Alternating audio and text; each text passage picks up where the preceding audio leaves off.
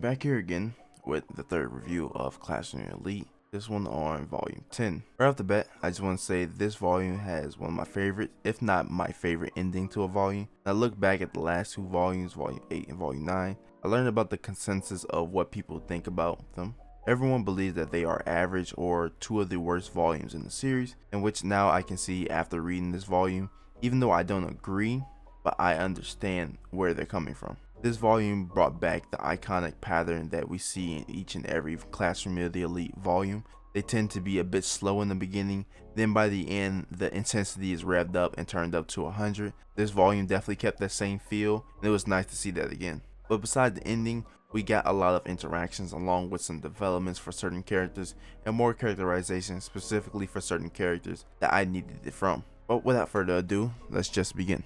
The story starts off with the students finding out their results on the end of year exam. The first good aspect to come from this is the showcase of Pseudo's development, considering Pseudo used to be the worst student in class at the beginning of the year to the point now where he is the 6th from the bottom, towering over Ike, Yamauchi, Hondo, Sato, and Inogoshiro, aka the professor. Even when you look at his vernacular, he has changed. When asked, "How do you think you did, Pseudo?" Pseudo responded with, "I'm confident at the very least.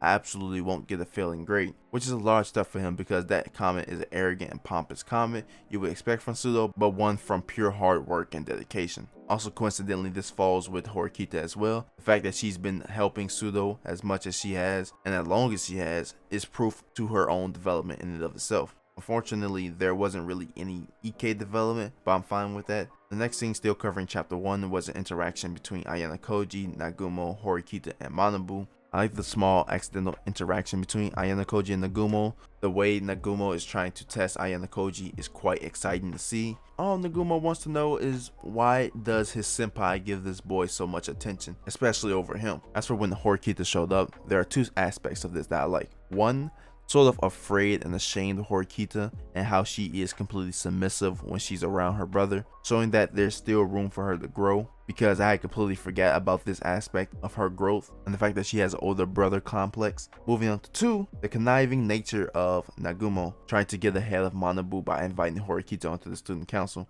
I just love the way Nagumo teases Manabu, especially by saying it seems like the two of them have a great relationship between each other. But Nagumo's situation in and of itself I do find quite funny and interesting because of the parallel he holds with Horikita, simply because both of them are trying to get noticed by Manabu, so they want to both be noticed by their senpais. After this interaction at the start of the next chapter, we are introduced to the premise of this volume, the student poll. At the time, I thought this was a weird sort of test to exert because it came out of nowhere and it just didn't make any sense to expel a kid for no reason. I do think the protection point concept is pretty dope to introduce. Here's to see how they will be used later on. During the beginning of this chapter, Koenji actually spoke up. He pointed out that basically you should expel the students with lower qualities, in which I agree. I do find it ironic and funny that Koenji began to speak up because usually he never really talks in these volumes. But he knew with this specific exam that he has to make everyone realize that he's not the weak link of the class. Otherwise, he assumed that people would vote for him. Oh, in the middle of him talking, Pseudo decided to step in, but was quickly held back by Horikita, which I believe is the real funny part because she got him on like a dog on a leash.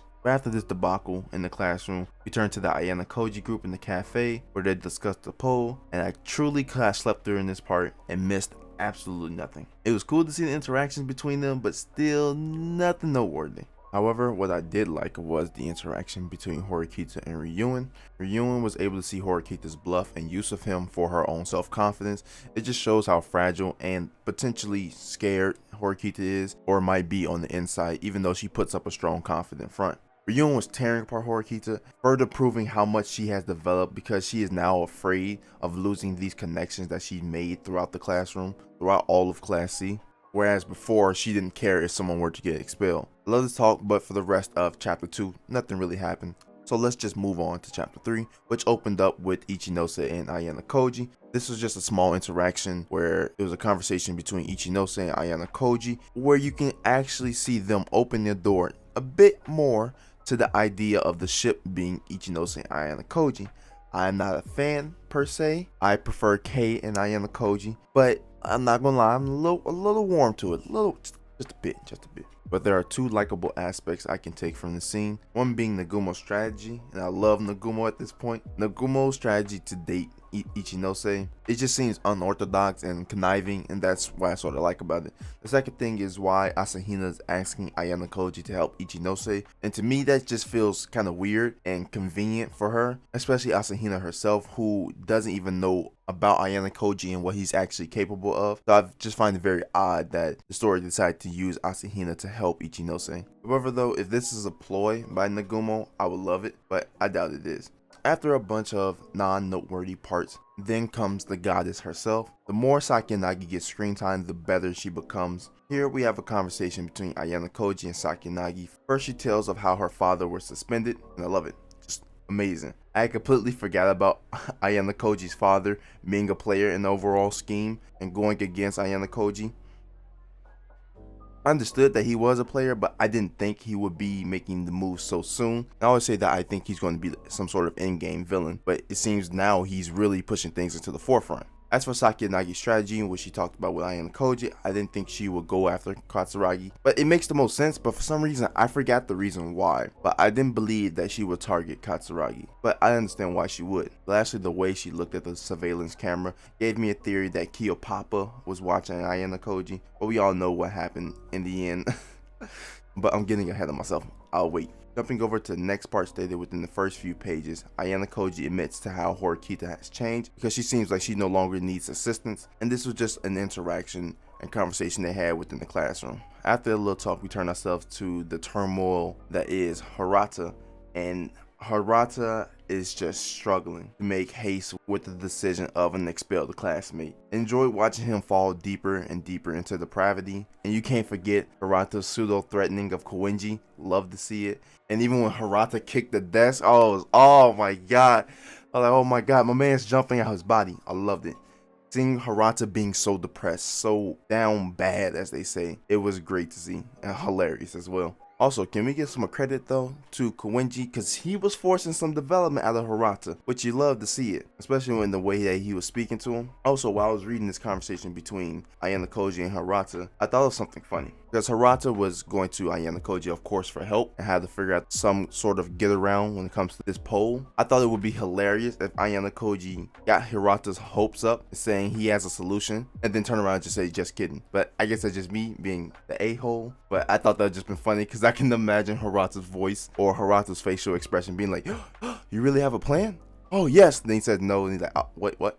I just think it would just be hilarious to see the despair and anger in Hirata. At the end of the day though, this was a great interaction between Hirata and Ayano Koji. Ayano Koji attempting to make Hirata think in a more pessimistic form, further allowing him to be able to develop out of this naive and idealistic mindset. Lastly, before chapter 3 had ended, the ship now has passengers on board. I clearly see, and unfortunately, I am one of them. Kyo Ichinose. I'm on board. I like it. But however, I still am a fan of the Kiyotaka and K ship, but the Kyoichi one looking kind of nice right now. Nevertheless, the beginning of chapter 4 wanted to knock me out. First, they hit me with more Ayano Koji group, where once again, nothing eventful happened, along with the Manabu interaction, which damn near put me to sleep. After those two sleepy conversations, the story takes a turn where it puts Ayano Koji in danger. Having just got out of a shower, he had received multiple phone calls from Kei, where she informed him that he was a mass target for expulsion. This prompts Ayano Koji to start his plan, and seeing this process begin was dope, and it even got better with the next person he decided to call, that being Big Goat Kushida. I don't know about any of you, but for me, I feel that Kushida's dialogue and Kushida's interaction with every single student, and whenever she's on screen, I find to be probably the most enjoyable out of anybody in Classroom Elite, aside from like maybe a few people like Sakinagi, Nagumo, Ayano Koji when he's with certain people. But when Kushida's on screen, I just love it. It's just amazing just to see her. But from this conversation with Kushida and Ayano Koji, we find out that there is a mastermind behind this large group of people who are trying to expel Ayano Koji, and that mastermind turned out to be Yamauchi. And bruh, like, they made a mortal human challenge a god. Why? Yamauchi stands no chance against Ayano Koji. However, that was quickly seen through because it seemed that Arisu was the one who put Yamauchi up to it, which makes more sense. After this, we start chapter 5, and this is where we begin to head into the development of Horikita mustering up the resolve to ask her brother for help, and him responding saying she has to get over her shortcomings. And I also have a quote from him that I really liked that was aimed at Horikita, and I quote, "Indeed, you focus so much on yourself that you never paid attention to what was going on around you. By broadening your own horizons, you managed to break away from spending the days in boredom." I loved all of this conversation. With Manabu's words, even though pointed at Ayano Koji, he is indirectly implying that she does not need to catch up to him, but to become her own person. With Horikita's newfound confidence, this is exactly what I wanted from her, and I hope she's able to even develop further from this. And I'm kind of expecting her to develop even further. So the next day happened, and they returned to the classroom. He stands at the pinnacle of the classroom after the class ended, taking over the leadership of Class C to point out a person who needs to be expelled. And with this display, you can see how Horikita has grown into the leadership role. And at this point, she is obviously the better leader than Hirata in this particular case alone, because Hirata, as we know, just can't handle the fact of someone being expelled. Also, Koenji expressing himself more, I just found funny. How can you hate the man? He's great. But when Horikita was attacking Kushida, I love that part, because the story highlights that Kushida is essentially trapped because she cannot take off her mask, and that's just beautiful. So whenever Kushida gets trapped and having to put up this nice front, especially when it has to deal with Horikita, I always love it. I know she's just dying deep down inside. Another thing is, I like the way the story point out the progress of Sudo, in which he was able to assess the situation and make the proper judgment based on the evidence that has been presented. So it's a good way that he developed, and this was in context of when Horikita was attacking Yamauchi. Next, we got the Hirata outburst, which is a perfect show of how unhinged the class poll has made him and how down bad he truly was. Because Hirata at this point is just going crazy. Moving on from the scene, even though, as I expressed in the past, they had bored me, the Ayano Koji group interaction this time was fun essentially, simply because of Hasabi, but still meh. Also, once again, there's a small crevice of development for Sakura. She was able to console Ayano Koji and didn't even show any anxiety, in which Ayano Koji, the narrator, pointed out. As for the rest of the chapter, nothing happened, so I don't really have much to say about that, so let's just move on to chapter 6. This chapter follows the perspective of the other classes, and seeing the struggle of Class D is good and interesting, specifically the internal conflict of Ishizaki. Because of this, it made me realize how much better he is of a character than Kanzaki. Kanzaki is just trash. I don't even like Ishizaki, but at least he's much better than Kanzaki. Kanzaki is just bad. He's horrible. Other than this, every other perspective that we got to see was dope. I'm happy to see how everyone handled the poll. Lastly, we have the epilogue. Now, there's a lot to cover, but at the same time, I don't want to be sitting here all day discussing this, but bear with me as I speed run through this till the monumental final scene. Yahiko got expelled instead of Katsuragi. Arsu fooled me along with Katsuragi. Love that Katsuragi keeps taking L's and he can't even get himself expelled. I need more Katsuragi losses. Next, we move on to Class C, when it was revealed that Ayano Koji was number 1 in the class. That shocked me, along with, I'm pretty sure, all of you. But I was so happy that the loser was Yamauchi, and he's finally gone, because he's trash. It had me dying laughing how smug he was before the results came up.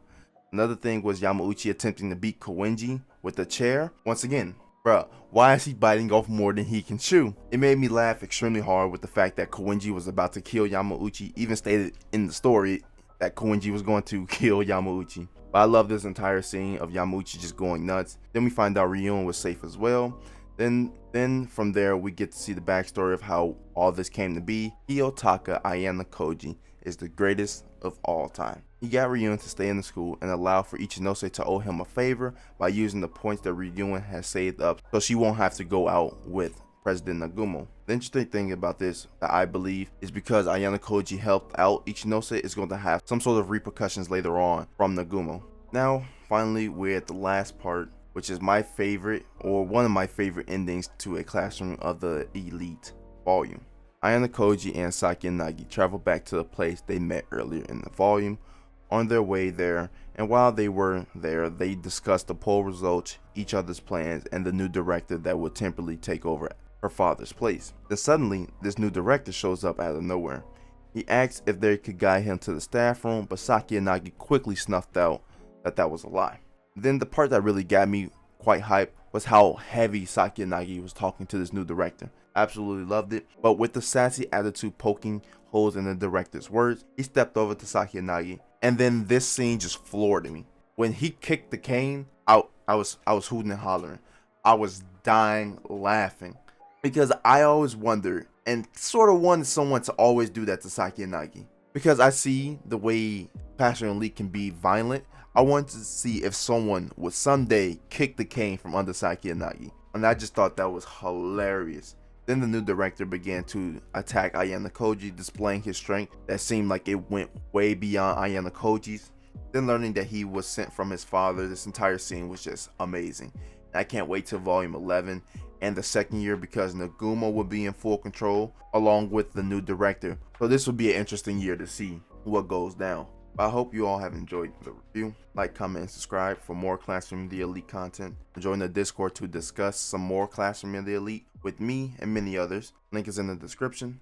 Thank you all for watching, and goodbye.